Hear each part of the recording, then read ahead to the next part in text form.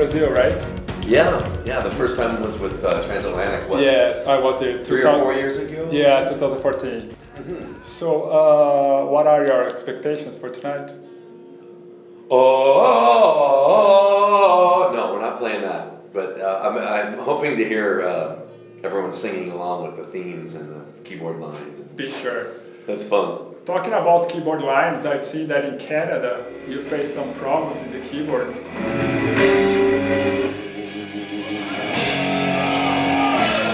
I think that night, the electrical went out, the whole PA went out. I thought it was only the keyboards. No, I think it was the whole system, a lot of stuff. But my keyboards did go out in Santiago. But the mixing console was frozen too. We had all kinds of issues. Yeah. But it was good anyway. You know, God makes up the difference.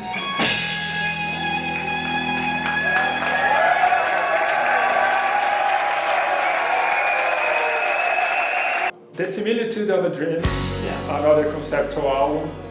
I'm a Ricky Wakeman fan, and I like his works like King Arthur in 1984, The Journey to the Center of the Earth. Right, yeah. And you also like to make this kind of albums, conceptual albums, right? I never did before. Like before the Snow album. Yeah. You know, people kept asking me, when are you guys gonna make your double prog concept album? And I was like, oh man, it's so expected.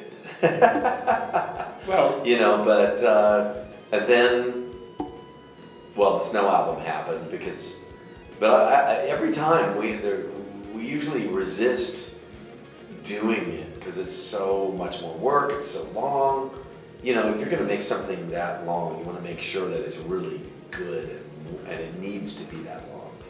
And of course, that's what we felt with Similitude of a Dream.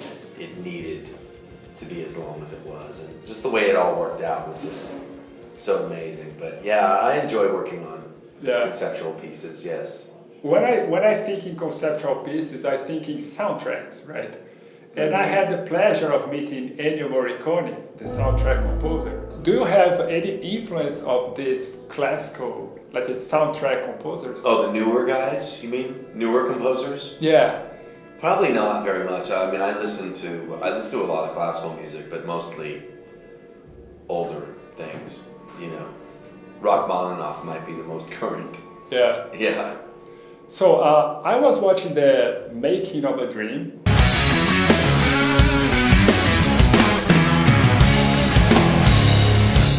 At first, I thought it was a joke, but it seems that Portnoy had some problems with you guys because of double album. Yeah, he didn't want to do a double album at all. Yeah. He was really against it. No, it was no joke. Yeah, then I noticed. Yeah. But it was because of Dream Theater new double album or something like. Yeah, that was part of it.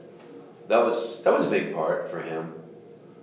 I just knew that it was inevitably going to be compared to them, and I didn't want it to look like we were copying them, and I just the whole comparison thing really had me really reluctant to make a double album. But I think he also felt like the stuff that we had sketched out for the second half, that I had sketched out for the second half, wasn't good enough, and he was right. So once we finally decided that we would go ahead and work together on it, I think we made a great second disc. Yes, it is. Have you ever compared his Snow album with the Who's Tommy? I don't know. I haven't heard a lot of comparisons. Because Jon Snow and Tommy, they have a decision to take, a way to take. One is blind, the other one doesn't know which way to take. Sure.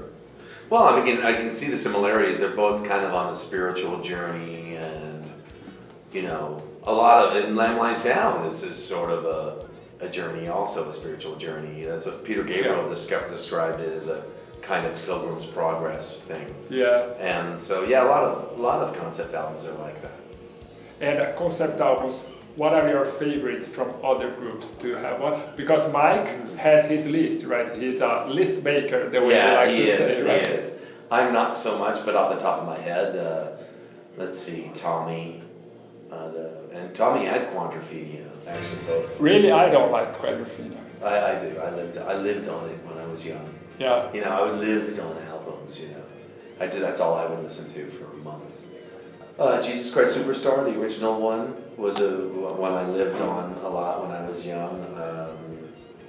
Let's see, Thick as a Brick is really a concept album, and it's a great one. Let's see, of course, Lamb Lies Down. Yeah. Genesis.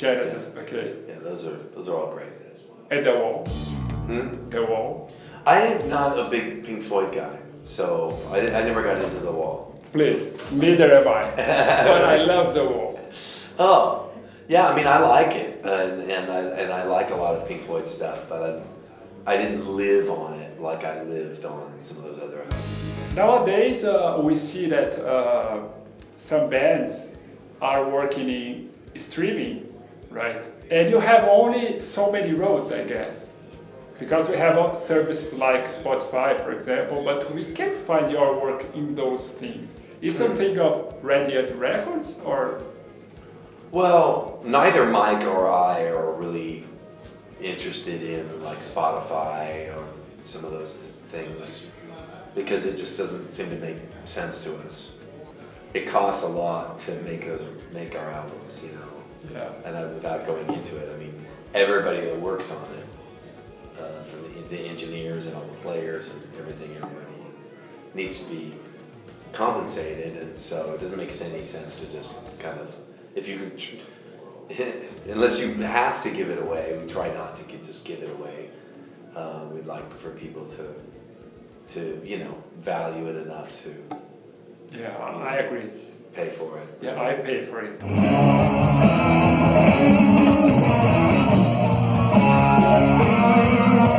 So you were playing in places that maybe it's a little bit more difficult to get in, right?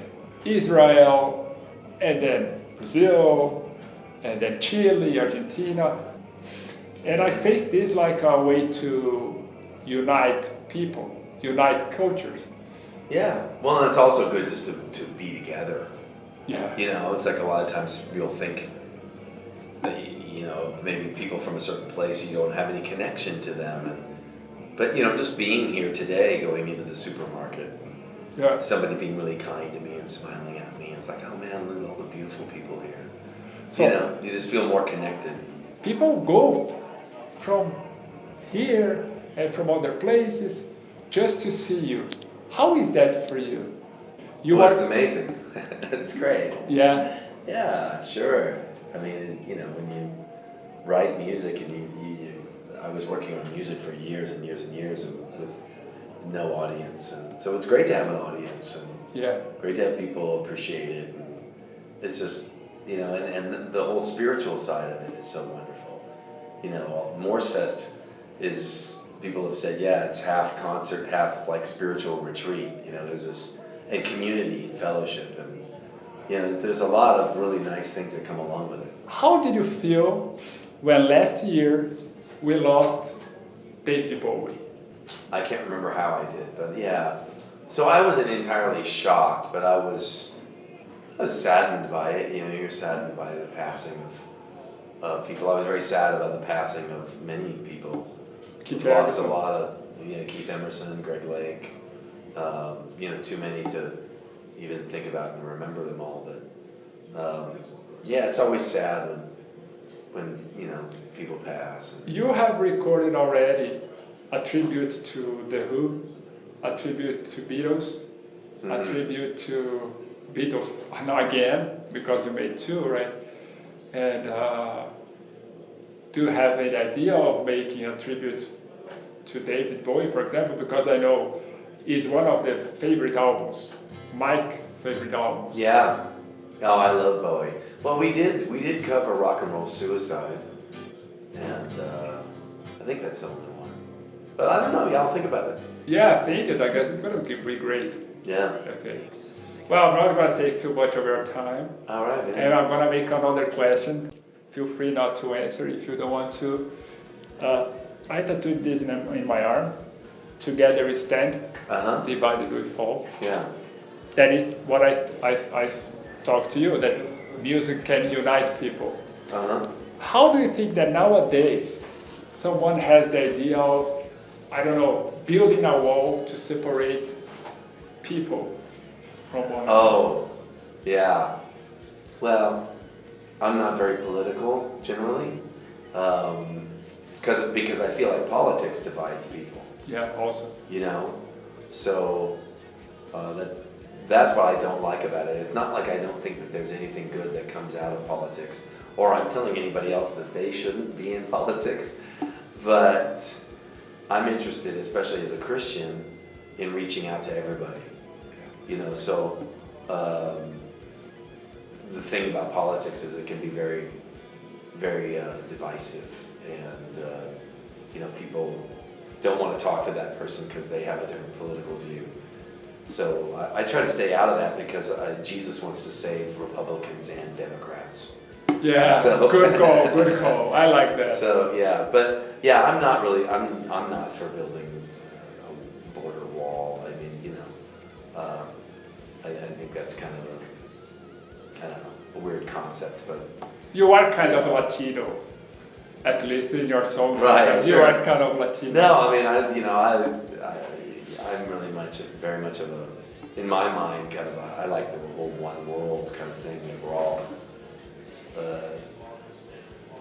you know, I mean, the Lord's Prayer starts off, "Our Father, who art in heaven." So if He's our Father, then we're all children of God everywhere. Yes, brothers and sisters. Yes. Right. Yeah. Amen. Cool. Thank you a lot. How's your brother? Good. Yeah. Good. Okay. Yeah. Thank you, man. You're welcome, man.